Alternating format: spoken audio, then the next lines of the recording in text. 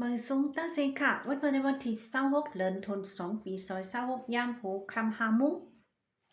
งพบทุกตั้งข่าวปานังค่ะอยู่กันอ่านข่าววันเมื่อในข่าวคึกตั้นมีมาในวันเมื่อในเฮาข่าวมาเดถอมจอมกันกว่าค่ะออนดังสุดก่อนเดมีข่าวลองซึกมันติ้งยอบเลยอองทีอันเฮ็ดยามเมากำเนี่ยค่ะนะข่าวพุทธหอกนะคะเนาะย้อนยินจมขอบใจยานำค่ะซึกมันยึดเมืองปืนเผาออกมาที่ไรโฮงหุงยามีเจ้าของจีวันลุงเวง เมืองกกจะเวเมืองสัตว์เนเป็นตีวิรุจิตตรงหนึ่งนั่นวันนี้ค่ะเมื่อวันที่24เดือนธันวาคมปี26ย้ำไว้วันหมอก2 โมงซึกมันยึดเมืองเข้ากับซอกในเถื่อนตั้งวันลุงเวงเมืองสัตว์เสไถ่ห่างปืนเผาว่ายึดแล้วหงหงยาก้วยกาอ่ำปืนเผาป้าว่าก้นแต้มตีเลยสิก่อวันไหนก้นเมืองปืนจีใจเวงเมืองสัตว์ลาดว่าปืนจีในเป็นจุ้มผิรุสิตจุ้มซึกว่าและซึกมันก้อยที่เขากว่ายอดนั่นห่างไกลกันตั้งเมืองกกหมอก10 ลับไป หมอกสิบลักไปนี่ค่ะเขาได้กินเพ่งกันเลยจังเข้ากับยอบเนอ่าเฮ็ดเอาในห้างในผังมันก้อยว่าในพ้องซึ่งมันเขาก็ยืดเอาหงยานั่นก็ทบหันยาลำ3 ถุงก่อนยาเผือก1 ก่อนทงอันเสอไว้พองสีขาวอันมีน้ำหนัก1 ถุงกิโลกรัมนั่นตา9 ถุงห่อยามาอันเอาติบสีเหลืองห่อไว้1 มัดหมอก6 เหงเม็ดนั่นมีตา12 ตุ้งอ่าว่าไหนคะนะ ยามาอันป้าไม้เกา3 ตัว1 ห่อมีหมอก10,000 เม็ดนั่นมี10 ห่อเม็ดยามาอันมีไว้ในถุงจันมีครึ่งถุงนั่นซ้ำมีตามบอก12 ถุงแลพองอันเฮ็ดออกยามานั่นซ้ำตา12 ถุงว่าไหนค่ะผายซึกมาได้ก็ปืนเผาว่าเดเผา8 โฮงหงยาและยาเมากำตั้งครึ่งใจตื้อตั้งเสียงวันไหนข่าวยาเมากำค่ะหาวแห้งไหนค่ะเนาะบีเน่ก็แม่ค่ะสืบถอมด้วยแทงโหเนี่ยค่ะซึกมันทัดโคกุ่นไทยเขตีกิกหลานเมืองป้อนอันอ่ำเป้าเวอหับพ้องยาจิแต่หางปีซอยเศร้าหามาซึกมันห้ำย้อนน้องค่ะตาไล่หนึ่งซึกมันหามก้นเมืองต่อต่างโคกุ่นเมืองไทยเมืองแขกคืนเวียงตนที่ตังกิกหลานที่เมืองป้อนสังเจิมเป้าเวอหับพ้องต่างโคกุ่นจึงซึกมันยืดเอาหมดวันไหนเจ้ากาเลียนเส้นตั้งปังลงตนที่ลานในดีผู้ต่อยฮอวาติกิกหลานเมืองป้อนในบ่เป็นโคเมืองแขเมืองไทยในตื่นไหลล้าโปปาถงโคปาซื้อ2-3ผืนไว้ก่อมไรค่ะพวกเขาหันในขอมลัดขอมปันลัดคำกว่ามังปอกในก็ยืดเอาป้านลดกาลูกก่อนวันไหนค่ะนะเลือเซกดถ้าให้หามโคกุ่นเมืองไทยเมืองเขย่าโคกุ่นเมืองหนังหมักจอกเข้าสารอันต่อมาทั้งน้ำจางหูปูเมืองกึ่งลังคือเมืองในจะในเกาะจีกิกหลานเมืองปอนและกิกหลานสีลักตั้งเขาเวียงตนที่นั่นถามป้าเวอร์ขับห้องเตียนเขาเฮาย้อนตาต่างโคกุ่นเมี้ยวเหล่าเมี้ยวนั่นนะคะสังวามแน่ไรเนี่ยก็ตื่นปันลัดวันนี้ค่ะนะในเกาะแถวโหนหนึ่งตาพี่น้องเขาเจอเหตุการณ์เกี่ยวกับเลยรถก้าลองต่อส่งเจ้าไหนนะคะเนาะ ก็ไม่มาถ่อมด้วยข่าวช่วยพีมีค่ะซึกเกาก้างสืบแห่หำลงต่อส่งเขานำตั้งกินและนำมันจากลูกลูกเว้งแซนวีกว่าจู้เว้งกดขายนาดีเทียนอีกุ้มกำนั่นหน่อยนะคะย้ำตอนเลี้ยวนะคะนะเกาก้างก็เฮาแห้งๆและเคียงแข็งมาอยู่กูมือกูวันเนี่ยค่ะน้องวันเมื่อในกอข่าวช่วยพีมีเตรียมมาแทงเกาก้างสืบแห่หำป้าเนี่ยค่ะคู่ของตั้งกินตั้งเยี่ยม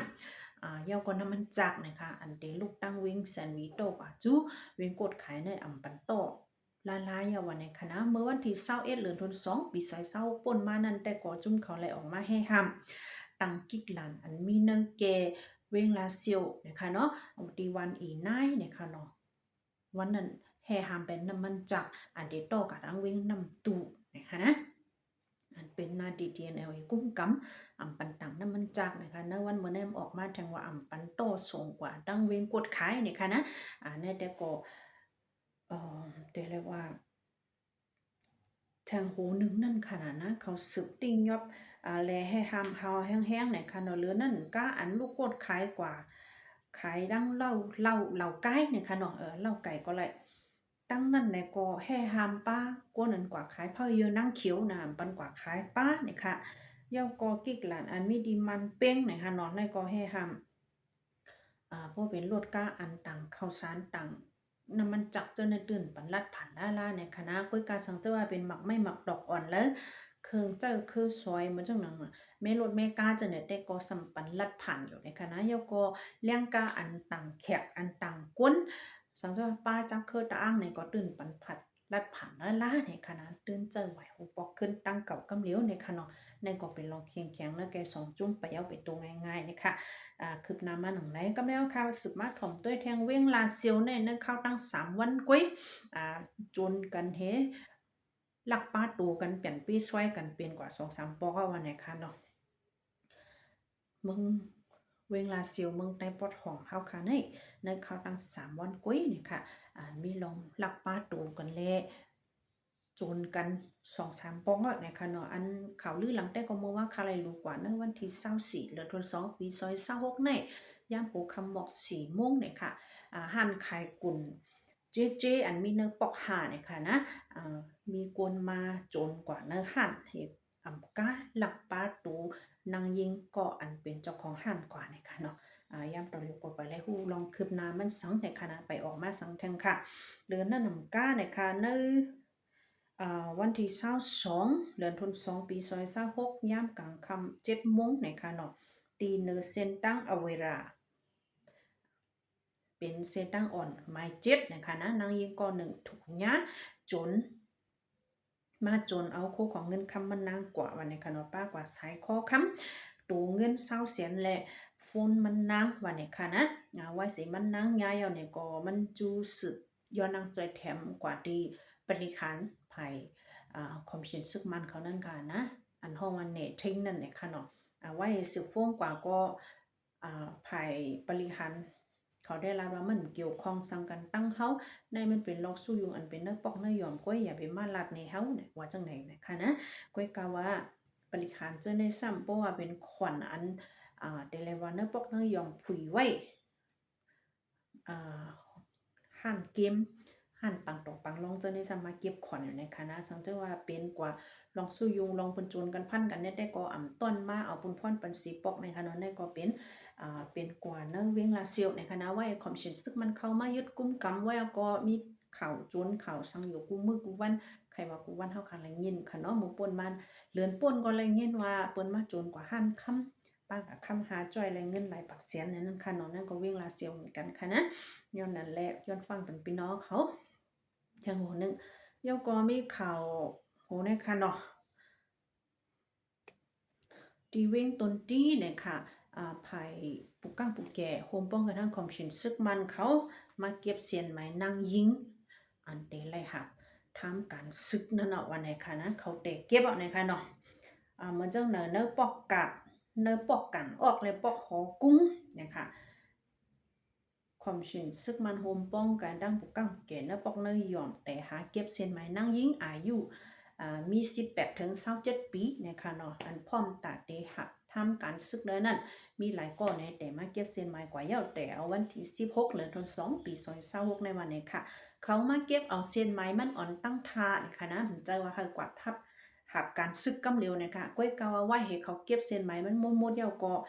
เดเลยจกแม่มันจังหลังผู้ใจเขาละเฮียนนั่นค่ะนะ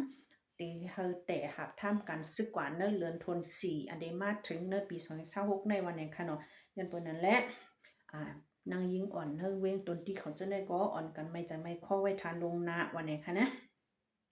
เหมือนเจ้าหนังที่เว้งเฉวยยองและเว้งตายอันมีหิมห้อมเว้งตนที่นั่นก็เนี้ยเก็บกว่าเหมือนกันนะคะเส้นไม้นางยิงอันจัดดีหับการซึกไล่นะคะเนาะเจมือป่นมาเลือนจันไวเลือนทนหนึ่งปี2026นั่นแต่เก็บกว่าไล่ที่ไล่ตั้งนะคะเหมือนเจ้าหนังเว้งสีเสียงมึงได้ปอดจันเนี่ยก็อันเนี้ยปืนเผาจือเสียงหับทำการซึกไม่ออกในคณะนางยิงเขากูติกูตั้งในคณะย่อก็มีทางข่าวโหในค่ะข่าวคำสร้างเงาเตรียมไว้ว่าย่ำจงเหลียวปังตึกเปลี่ยนอยู่เนอแกจุงลุกพื้นผายเปลี่ยนโอและโฮป้องกันทั้งซึกมันเป็นอยู่ดีเวียงเมืองไปเมืองไตปอดจันค่ะเป็นปอกผายตกเวียงเมืองไปนี่ค่ะนะปังตึกเปลี่ยนอยู่ที่มุฮัมนั่นแหละสังเจอพี่น้องก้นเมืองเต็กกว่าเลยมากเลยเนี่ยก็ให้ถ่อมด้วยข่าวนี่ค่ะนะย้อนไปว่าคอมมิชชั่นซึกมันเนี่ยเอาหมักโดรนมาปล่อยใส่หมักลงยื้อสังจิกเลยกูเป็นเพนะคะเนาะพี่น้องเขาอันดีกว่ามาตั้งเมืองไปปอดตกในอะไรฟังกันในคณะในก็มีจุ่มจัดแขก้นเมืองไป MPPTF เขาออกมาเปิดเผาวันไหนค่ะเข้าย่ำค่ะก็เตรียมยาวแล้วค่ะจงคอยมาพบกันแทงกันนะมาส่งไรยินดียินจมกูก็ค่ะ